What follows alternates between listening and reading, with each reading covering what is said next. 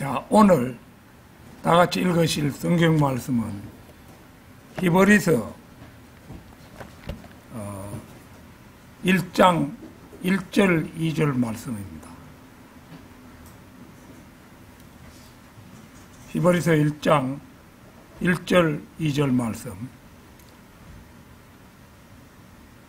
히브리서 찾기 쉽죠.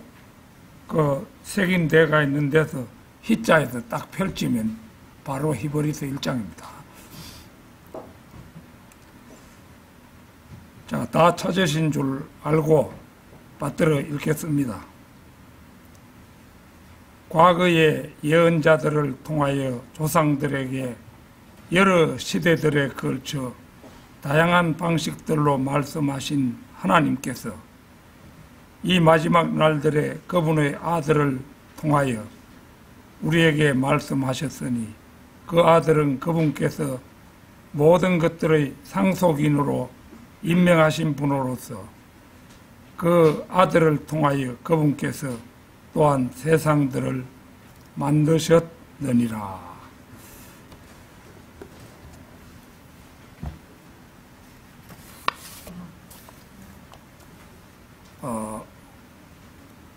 오늘은 하나님께서 사람에게 말씀하시는 방식, 하나님께서 사람에게 말씀하시는 방식, 이런 제목으로 말씀을 드리겠습니다. 성경에는 특별히 어려운 세 권의 책이 있는데 마태복음, 사도행전, 그리고 히브리서입니다. 이 세 권의 책이 어려운 까닭은 그 경륜이 섞여 있기 때문입니다. 구체적으로 말하면 마태복음은 구약과 신약 사이에 있고 사도행전은 유대인의 경륜과 교회의 경륜 사이에 있으며 히브리서는 교회와 환란 사이에 있는 것이 그것입니다.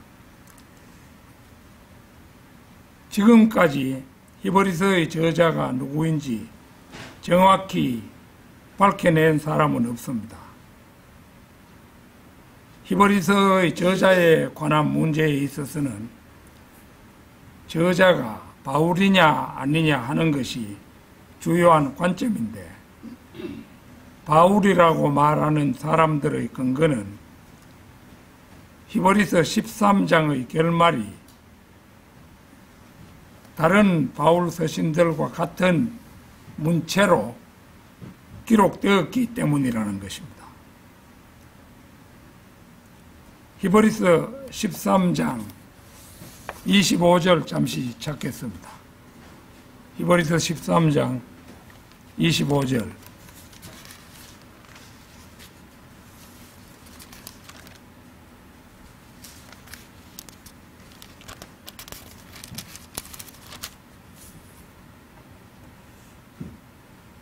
은혜가 너희 모두와 함께 있기를 기원하노라. 아멘. 이게 이제 그 13권의 바울 서신과 이제 마치는 형식이 거의 대동소이하다는 그런 점에서 이제 바울이 지었을 것이라고 그런 추정을 하는 것입니다. 저자가 바울이 아니라고 주장하는 사람들의 근거는 12장까지의 내용이 다른 바울 서신들의 문체나 내용과는 상이하다는 것입니다. 그들은 바울을 대신해서 누가 또 아폴로 심지어는 그 여성 자매인 프리스킬라까지 히브리서의 저자로 거론하기도 합니다. 그러나 이런 주장들을 입증할 만한 구절은 없습니다. 오히려 1611년 킹 제임스 성경은 이 책의 제목을 히브리인들에게 보내는 사도 바울의 편지, 히브리인들에게 보내는 사도 바울의 편지, 이렇게 1611년에 나온 킹 제임스 성경에는 그렇게 히브리서의 제목을 그렇게 붙여놓고 있습니다. 전통 원문을 보존하고 있던 동방정교회는 처음부터 이 책이 바울의 서신이라고 믿었으나 서방정교회는 초기에 이 사실을 믿지 않았습니다. 그렇지만 이 책은 전통적으로 바울이 기록했다고 알려져 있으며 다만 후대의 신학자들에 의해 비평받을 뿐입니다. 12장까지 문체가 다르다. 그런 것은 바울의 저작이 아니라는 그런 것과는 사실은 큰 상관은 없는 것입니다.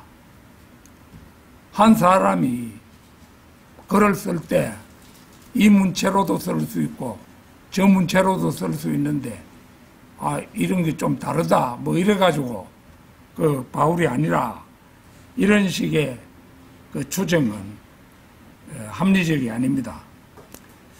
우리 바이블 빌리버들은 대개 이 책이 사도 바울에 의해 기록되었다고 믿습니다.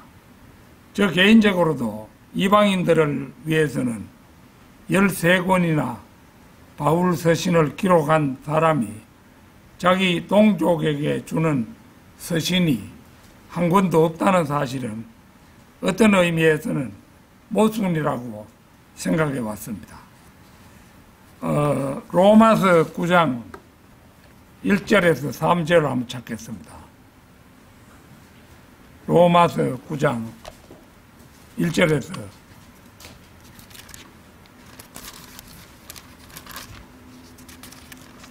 3절까지 말씀입니다.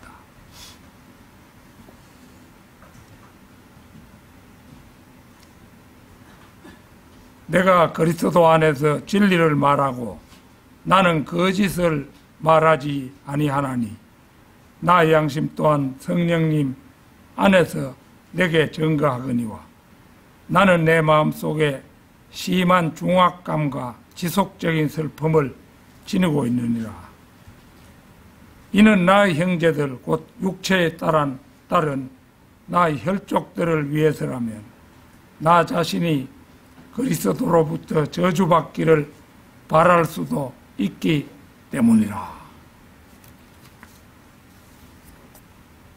이 부분을 보면 바울은 자신의 동족에 대해 남다른 관심과 사랑을 가졌던 사람임을 확인할 수가 있습니다.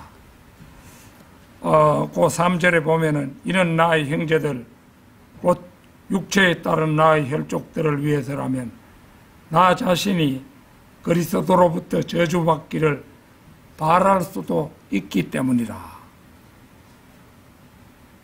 여기에서 바울은 구원받지 못한 유대인들을 위해서라면 나 자신이 그리스도로부터 저주받기를 바랄 수도 있다고 말하고 있기 때문입니다.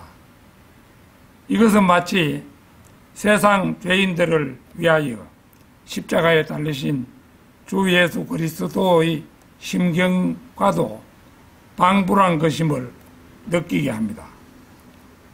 이러한 동족에 대한 안타까움 때문에 바울은 여러 번에 걸쳐 예루살렘을 방문했습니다. 주님께서는 예루살렘에 가지 말라고 그에게 거듭 경고하셨지만 바울은 그러함에도 불구하고 여러 번에 걸쳐 예루살렘으로 갔습니다. 그리고 이것은 순전히 바울이 느끼고 있던 유대인들의 구원에 대한 무거운 부담감 때문이었으면 두말할 나위가 없습니다. 바울이 이제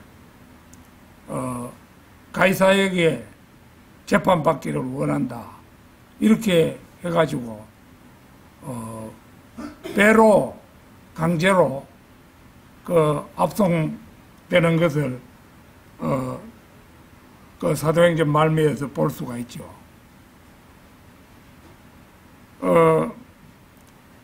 그처럼 그 시기에도 바울이 이제 예루살렘에 가서 자기 동족을 위해서 어떤 일을 해보려고 하다가 오히려 동족에게 배척받고 이래서 궁여지책으로 이제 가이사에게 자기가 재판받기를 원한다 자원해가지고 그게 로마로 호송되는 거죠. 이런 점 등등을 고려해 볼 때 저는 히브리서가 바울의 저서일 가능성이 가장 크다고 생각하는 사람입니다. 다음은 이 서신의 수신인입니다. 히브리서라는 제목이 말해주는 그대로 믿지 않는 유대인들을 대상으로 기록되었습니다. 앞에서도 거론한 바 있듯이 히브리서의 경륜은 교회와 환란 사이에 있습니다. 따라서 히브리서가 교회 시대와 환란 시대의 과도기적 책이라는 것은 환란 시대뿐 아니라 교회 시대에도 주시는 말씀이 있다는 것을 의미합니다. 오늘 저는 본문 말씀을 토대로 해서 하나님의 계시를 두 가지, 곧 그리스도께서 오시기 전에 주신 계시와 그리스도를 통하여 주신 계시로 나누어서 그 특징들을 살펴보고자 합니다. 하나님께서 사람에게 말씀하시는 방식, 첫째는 하나님께서는 예언자들을 통하여 이스라엘의 조상들에게 여러 번에 걸쳐 다양한 방식으로 말씀하셨다는 것입니다. 자, 오늘 본문 말씀 1절 다시 보겠습니다. 과거의 예언자들을 통하여 조상들에게 여러 시대들에 걸쳐 다양한 방식들로 말씀하신 하나님께서 자신을 계시하신 것은 한 번 계시하기 시작하신 후 멈추지 않고 지속적으로 계시하신 것이 아니라 때때로 그 계시를 중단하기도 하셨다는 의미입니다. 여러 시대들에 걸쳐 다양한 방식들로 이 말에서 여러 시대들이란 말에서 단절된 기간이 여러 번 있었다는 의미라고 하겠습니다. 예컨대 하나님께서는 아브라함에게 처음에 나타나신 후 여러 해 동안 나타나지 않으셨다가 다시 나타나셨습니다. 제사장 엘리의 시대에도 사무엘에게 하나님께서 음성을 들려주시기까지 수십 년 동안 계시가 끊겨 있었습니다. 사무엘상 1장, 2장을 읽어보면 알 수가 있죠.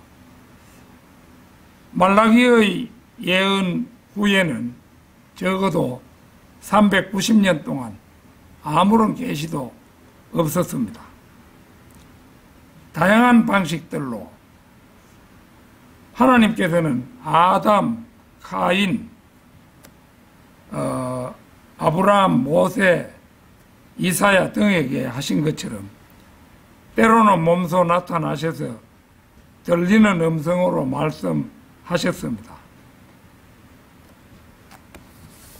창세기 3장 9절 10절 찾겠습니다. 창세기 3장 9절 10절입니다.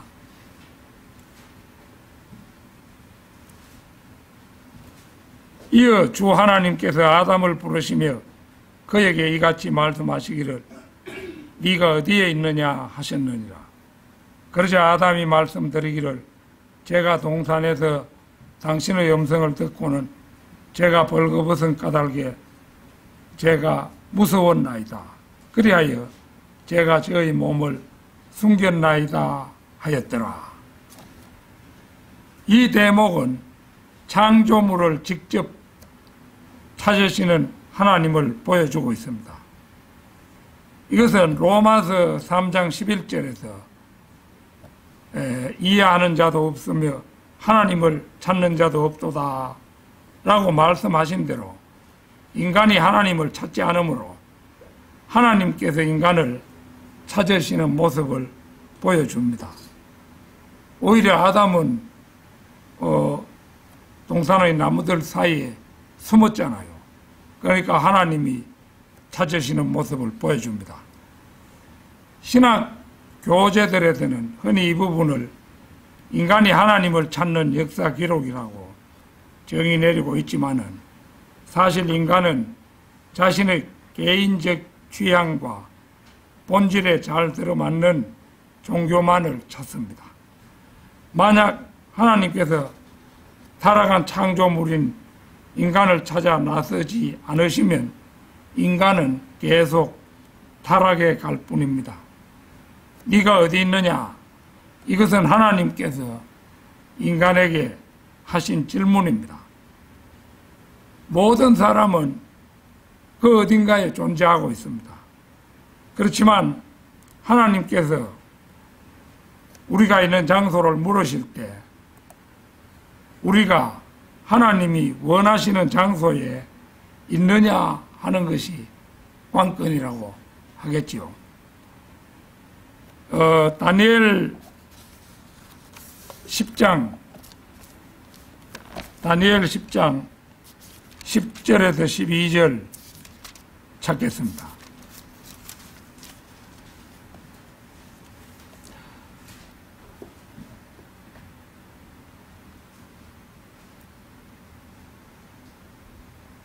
그런데 보라, 한 손이 나를 만졌으니 그 손이 나를 세워 나의 두 무릎과 나의 두 손바닥으로 지지하게 하였더라. 그러면서 그가 나에게 말하기를, 오 대단히 사랑받는 사람 다니엘아, 내가 너에게 전하는 말들을 이해하고 똑바로 서라. 이는 내가 지금 너에게 보냄을 받았기 때문이라 하였더라. 그리고 그가 나에게 이 말을 전하였을 때 나는 떨면서 일어섰더라. 그때 그가 나에게 이같이 말하였더라. 다니엘아, 두려워하지 말라. 이는 네가 이해해 보고자 너의 마음을 정하고 너의 하나님 앞에서 스스로를 징계하기로 정한 첫날부터 너의 말들이 경청되었기에 너희 말들로 인하여 내가 왔느니라.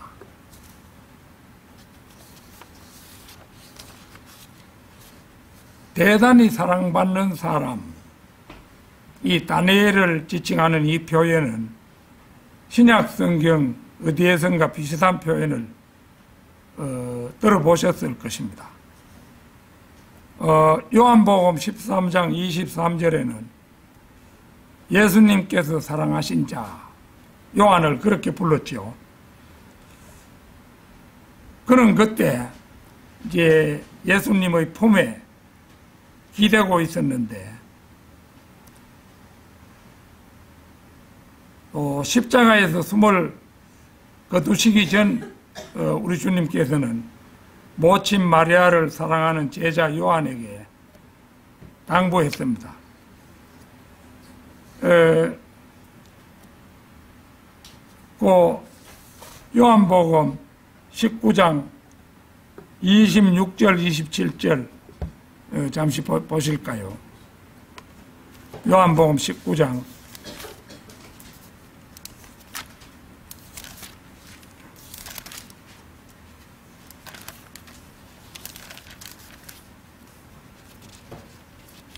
26절 27절입니다.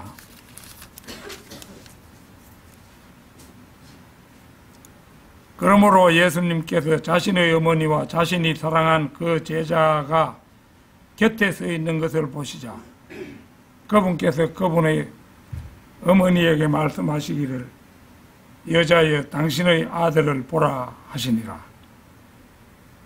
그때 그분께서 그 제자에게 말씀하시기를 너의 어머니를 보라 하시니라.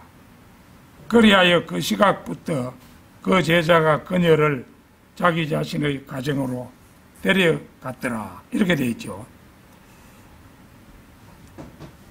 그러니까 이제 모친 마리아에게 요한을 가리키면서 여자여 당신의 아들을 보라 이렇게 말씀하셨고, 요한에게는 너의 어머니를 보라 이렇게 말씀하셨던 것이 그것입니다. 주님께서 요한을 얼마나 사랑하셨던가를 능히 알 수 있는 대목입니다.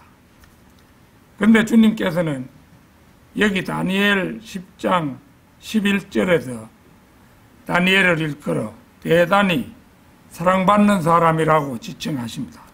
아닌 게 아니라 다니엘은 영광 중에 계신 하늘의 주님으로부터 사랑받는 사람이었습니다. 이런 대목은 다니엘의 명성이 하늘에까지 알려져 있었음을 보여주는 대목이라고 할 것입니다. 하나님께서 이스라엘의 조상들에게 가장 빈번하게 말씀하신 방법은 예언자들을 통하여 말씀하신 것이었죠. 이제 주로 구약에서 이 예언자들을 통해서 주로 말씀을 하셨습니다.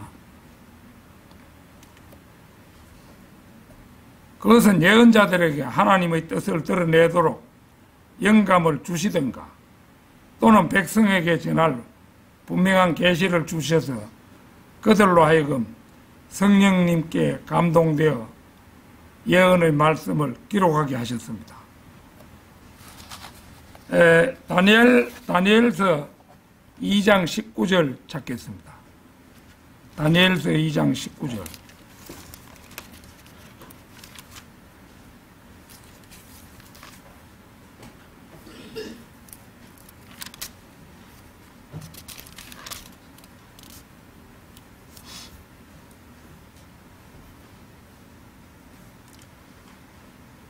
그때 그들이 이 비밀에 관하여 하늘의 하나님의 19절입니다. 그때 그 비밀이 밤의 현시들 가운데서 다니엘에게 계시되었더라. 그때 다니엘이 하늘의 하나님을 찬양하였더라. 이것은 다니엘이 밤에 잠을 자다가 꿈에 현시가 나타났다는 게 아닙니다. 현시는 밤에만 나타나는 게 아니라 낮에도 나타납니다.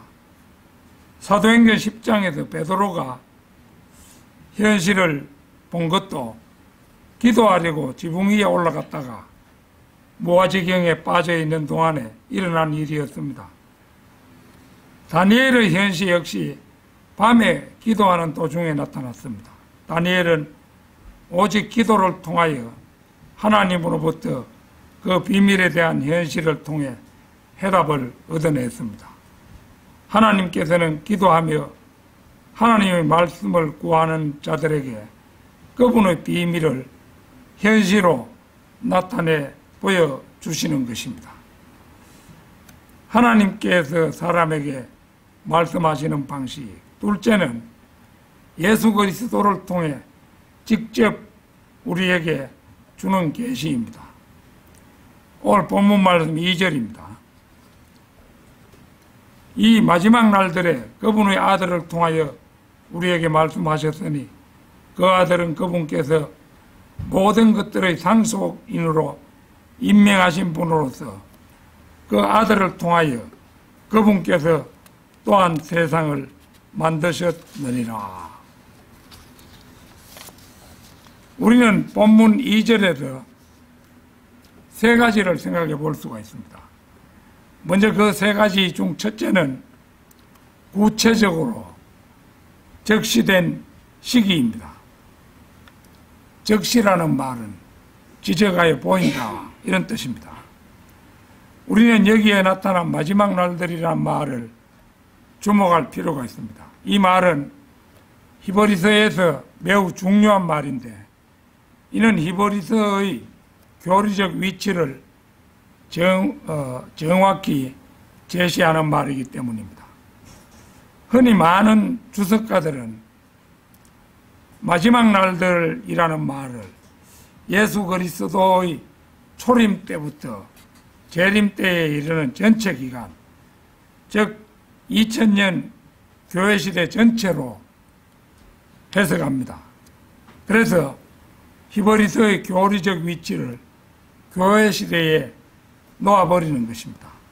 그러나 마지막 날들은 교회 시대와는 관계없는 어떤 특정한 날입니다. 이것은 히브리서의 많은 본문이 교회 시대에 적용되지 않는다는 것으로도 알 수 있지만 특별히 2절에서는 예수 그리스도를 상속인으로 말하고 있다는 사실입니다. 상속인이라는 말은 유업, 특히 땅에 속한 유업을 말할 때 쓰이는 말로 예수 그리스도께서 이 땅을 상속받아 통치하실 분이라는 것을 설명하는 말입니다. 그런데 예수 그리스도께서는 지금 교회 시대에는 이 땅을 통치하지 않으십니다. 이 땅은 여전히 사탄의 지배 아래에 있고 예수 그리스도께서 재림하셔서 천년 왕국을 세우시기 전까지 그분은 아직 유업을 받으시지 않은 상태입니다. 특별히 이 용어는 이스라엘과 관련된 용어입니다. 마지막 날들이라는 용어는 문자 그대로 어떤 새로운 날들이 이르기 전까지의 마지막이라는 그런 말입니다. 그리고 이 새로운 날들이란 세상이 예수 그리스도로 인하여 새롭게 되고 땅과 다른 피조물들도 구속받는 새로운 날들, 즉 천년 왕국을 의미한다고 보아야 합니다. 따라서 마지막 날들은 과거나 미래에 있어서 왕국 복음이 전파되는 기간으로 정리될 수 있습니다.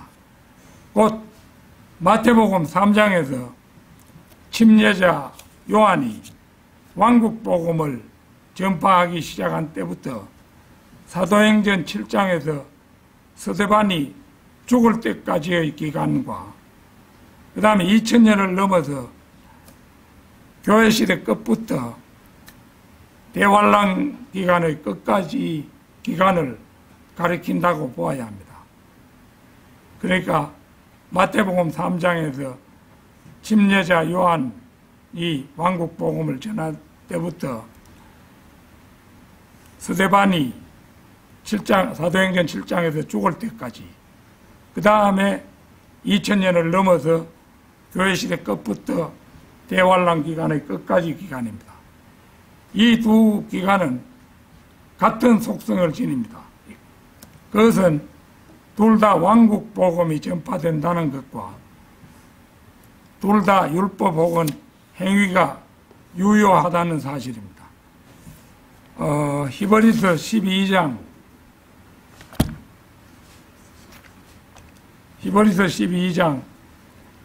25절 26절 찾겠습니다.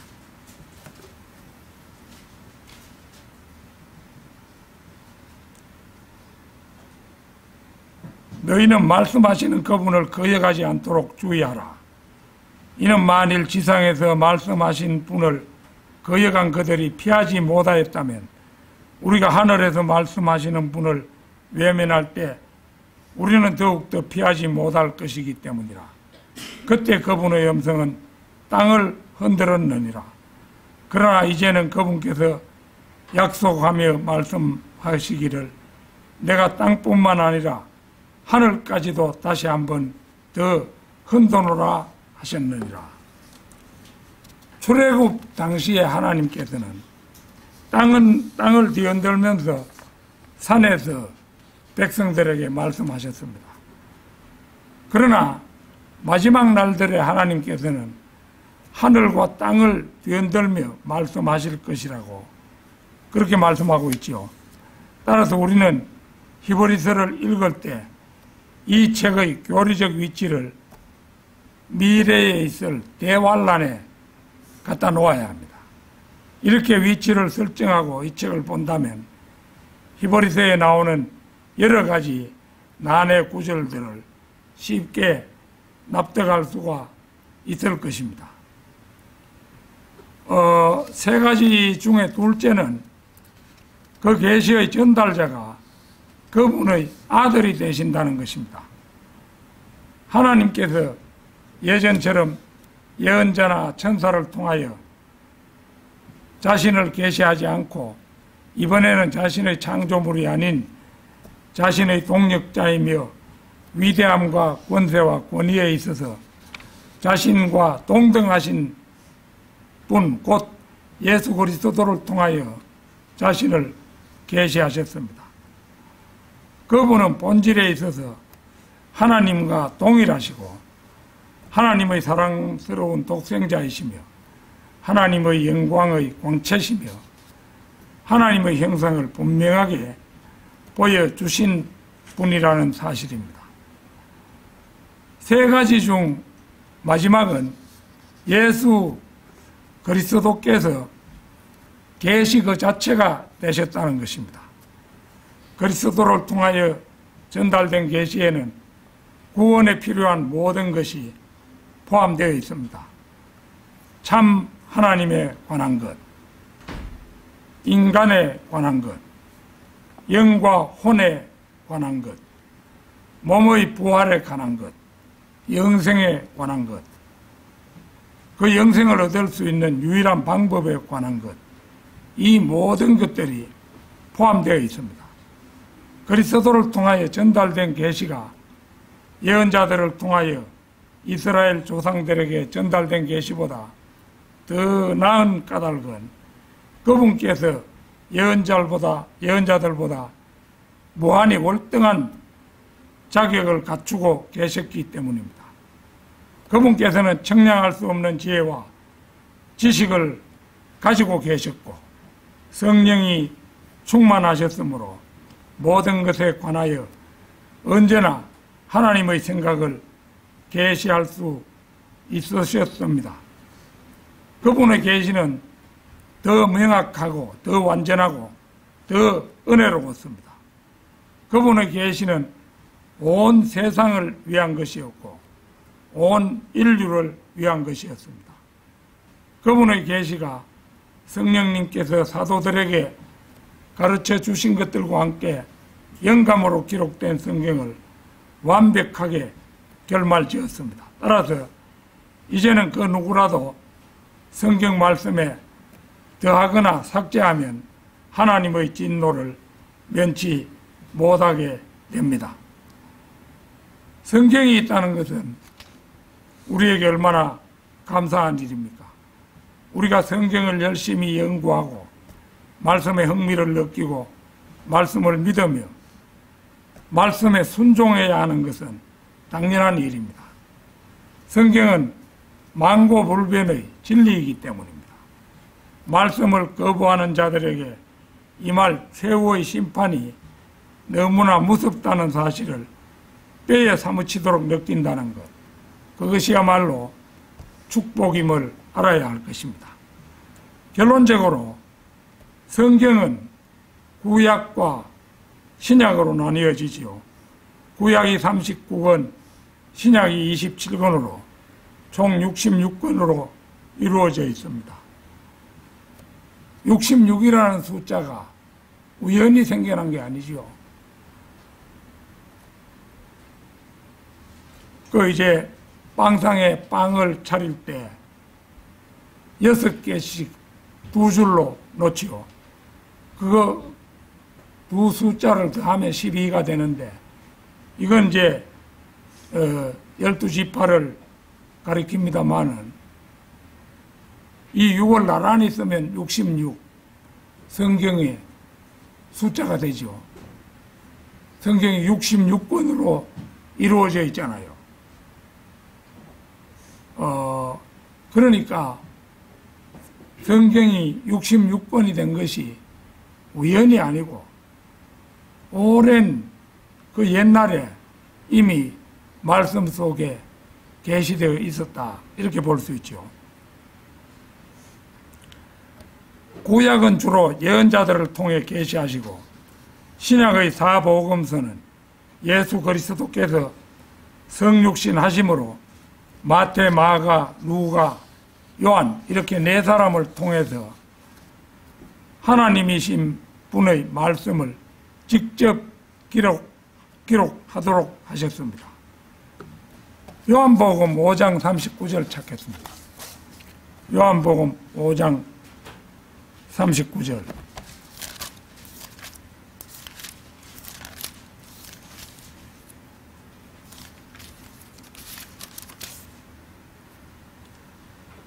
성경의 기록도를 찾아보라. 이는 그것들 안에 너희에게 영생이 있다고 너희가 생각하기 때문이라. 그런즉 성경 기록들은 나에 관하여 증언하는 것들이라. 이 말씀에서 주님께서는 지금 성경을 샅샅이 뒤져가며 진리를 탐색하고 주 예수 그리스도에 관한 증거들을 찾아보라고 명령하십니다. 유대인들은 성경에 영생이 있다고 믿었습니다. 이것은 매우 잘한 일이었습니다. 그런데 유대인들이 관가한 사실은 그 구약의 기록들이 예수 그리스도에 관하여 증언하고 있다는 사실을 미처 깨닫지 못한 일이었습니다. 아니, 예수 그리스도 그분이야말로 바로 영생임을 깨닫지 못했던 것입니다. 창세기 3장 15절 찾겠습니다. 창세기 3장 15절.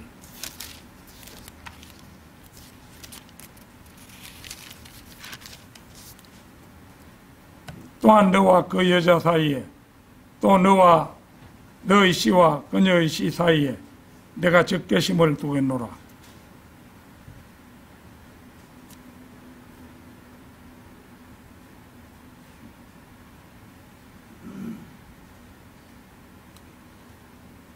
그 여자의 씨가 너의 머리를 상하게 할 것이요 너는 그의 발꿈치를 상하게 할 것이라. 여기에서 그녀의 씨, 여자의 씨는 바로 예수 그리스도를 지칭한 대목이지요. 신명기 18장 15절부터 찾겠습니다. 신명기 18장 15절입니다.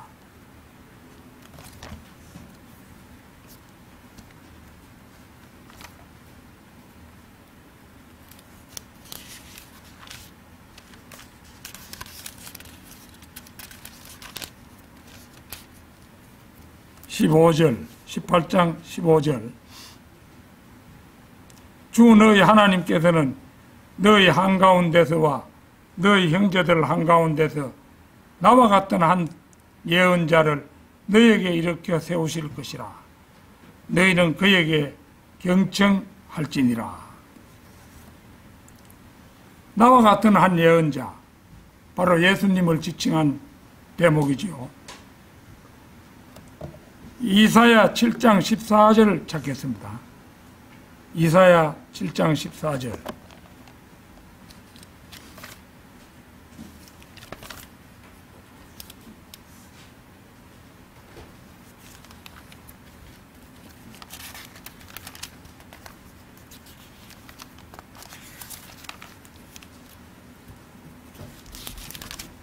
(7장 14절) 그러므로 주께서 친히 너희에게 표적을 주시리라. 보라, 한 처녀가 잉태하여 한 아들을 낳으리니 그의 이름이 임마누엘이라 불리리라. 예수 그리스도께서 동정녀 탄생을 통해서 세상에 오실 것을 예언하신 대목이죠. 이 외에도 자신의 출생 시기 다니엘 9장 25절 26절에 나옵니다.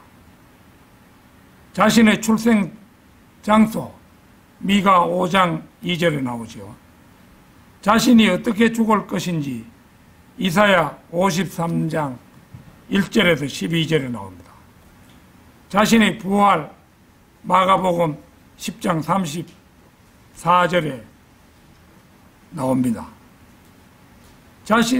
사실은 이렇게 여러 곳에 자신에 대해 예언하셨다는 사실은 그분이 하나님이 아니시면 할 수 없는 그런 예언들이었죠.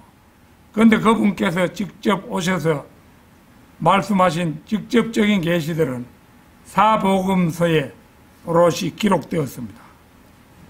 그리고 이방인들을 향한 복음은 사도 바울을 통해 13권이나 기록이 되었죠. 이 마지막 시대 하나님의 복된 66권의 말씀을 우리는 값없이 모두 바라 누릴 수 있다는 사실은 실로 축복이 아닐 수 없습니다. 날마다 말씀을 사랑하는 생활에 익숙한 성도 여러분이 되시기를 바라는 마음 간절합니다. 다 같이 기도드리겠습니다.